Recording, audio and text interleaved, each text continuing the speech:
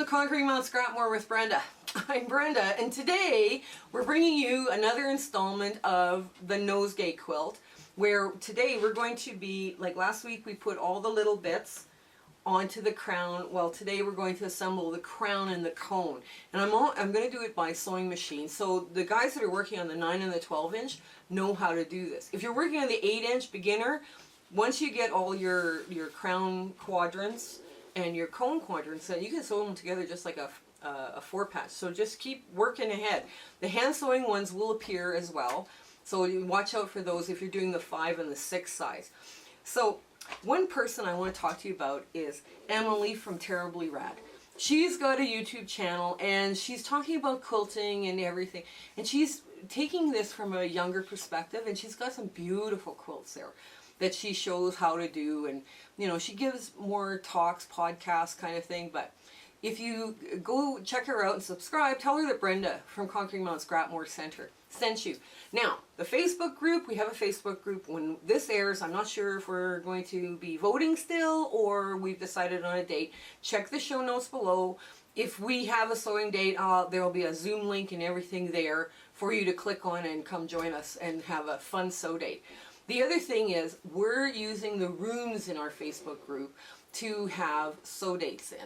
So if you want to go hang out and sew with somebody, you know, just click on one of the rooms, like my room, and everybody's welcome in there, and everybody gets a chance to come and sew and whatever, you know, get to know each other a little bit better as a group. So come on in, we got lots of sewing to do today.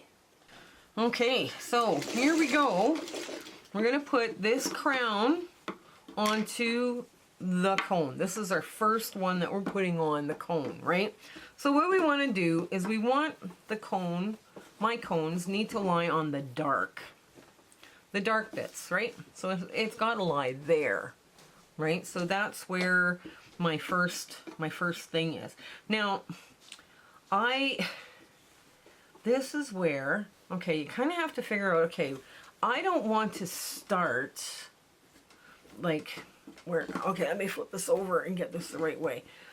I want this to start here to here, and I want to sew it out, or this way. Wait a minute here. Just let me get organized here. I'm going to press these just open just a bit so I can sew from the cone side, right?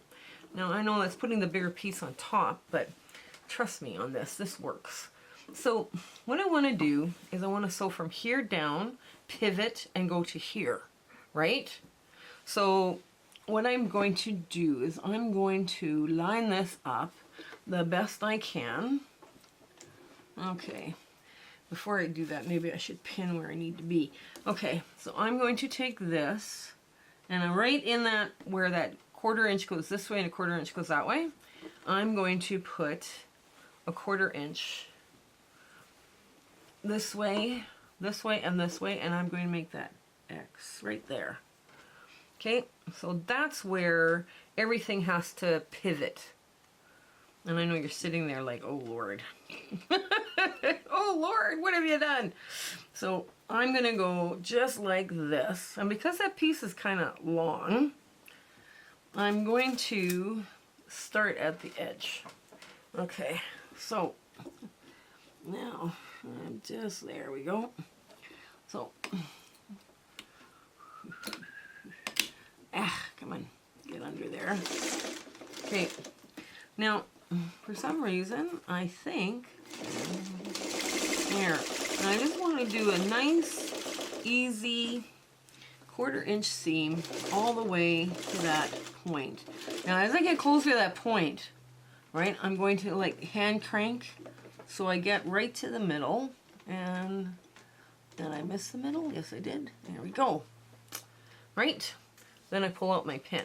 Now, what I need to do is I need to pull this underneath, right? I'm going to give it a twist, just like that.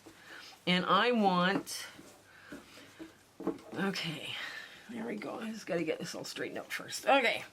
So now we're pivoting, but I need that brown to match right in that spot. I need a 1/4 inch on both sides, so I'm going to put my pin, somewhere in here like so, right? because that's 1/4 inch on both sides. And I need that to drop right in the center. I'll get rid of the extra thread. I need that to drop right in the center of the cone. Just like that. So there, I'm just going to pin it nice and neat, just like that. And I drop my foot again. Make sure I've got the blue underneath the navy. Okay, now I'm going to aim for where the needle sinks in. And I'm going to close it, and then I'm going to go back, and I'm going to go forward. Okay, now, if I was hand sewing this, I would take this piece and roll it to here. But when I start doing that, when I start doing too much on a sewing machine, I start to have issues with everything turning. So I don't do that. I pull it out, I clip my threads. Oh, and I think I just won bobbin chicken. I won bobbin chicken by that much. Just like 1/4 of an inch, like a 1/2 inch. I won bobbin chicken. Yay! I filmed it actually too, to boot. Okay, let me get a new bobbin in here. Hang on. We won bobbin chicken. We're so excited. I won bobbin chicken and I pulled out about 1/2 inch of thread. Yay team. Okay, so I get this all, and then the foot falls off because the machine's vibrating. Alrighty, now. So I don't do that, because I take it now from the other side and work the other way, right? I work backwards. Now I work this side back. Now what I'm going to do, because I don't want to stretch anything either, right? And I don't want it all puckering. So I take my 1/4 inch, both sides, going this way and this way, and I drop it down into this area. So, and I go 1/4 inch on this side and this side, right? So there's my first bit of pinning, but I'm sewing in here into the middle, right? So I want this to actually match up this way. So I want it to come this way. So this is why I say you need to know how to do Y seams both ways, both directions, from top and bottom, because I've just flipped this around now, right?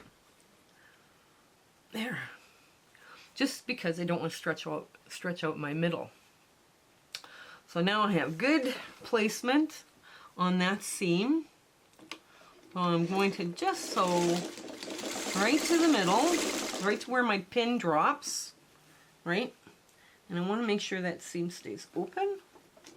And I want to sew right up to where the pin first drops in there. That's the area I'm talking about here, right there. So I get this all out of the way the best I can. And I hand crank towards where that seam is, and there it is. And I go back a couple of stitches and I go forward. And I take my needle out and I clip my thread. And now I adjust for the middle. I go right to the middle, and I know pretty much where I need to be. So I just kind of negotiate this a little bit, just to get it to move a little bit there. And now where my center is right there. Right there. Nice. Oh, how come you're not? Come on, come on, come on. Okay. There. So my center is going to be right here, right where all that thread is. And I'm going to go forward and, oh, this seems to be a bit big. Why that? What is that? I don't know. There we go.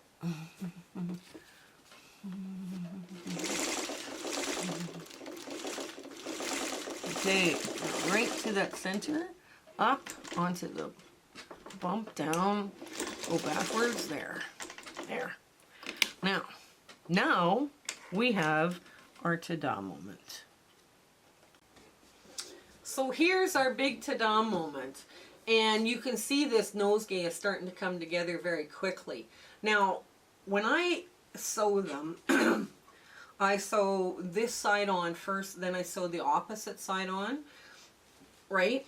Like I would sew this side on, and then I would do this side. But you see there's extra bits here that you got to do a Y seam on, and it follows the same pattern. It just, you know, do, like work from the one side, open up your seam, you know where to pivot, it's all good, right? So, but yeah, this is coming together pretty well. Now, somebody mentioned, and I'm going to show you this part on the brown, that you spend all this time twisting your seam to have it go, you know, be pressed open. Now, I'm going to get my cameraman trying to show you what this looks like from the back.